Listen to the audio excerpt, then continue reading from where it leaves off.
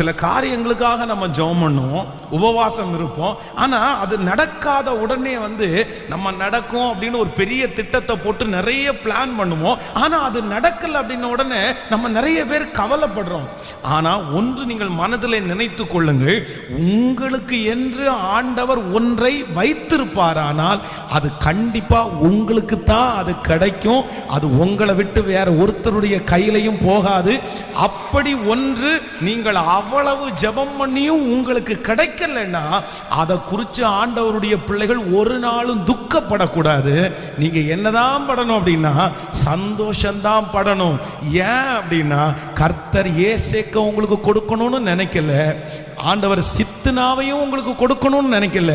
கர்த்தர் உங்களுக்கு ஒரு பெரிய ரகபோத்தை கொடுக்கணும்னு கர்த்தர் நினைச்சிருக்கிற அந்த ஒரே காரணத்திற்காக மட்டும்தான் அது நமக்கு கிடைக்காம போயிருச்சு.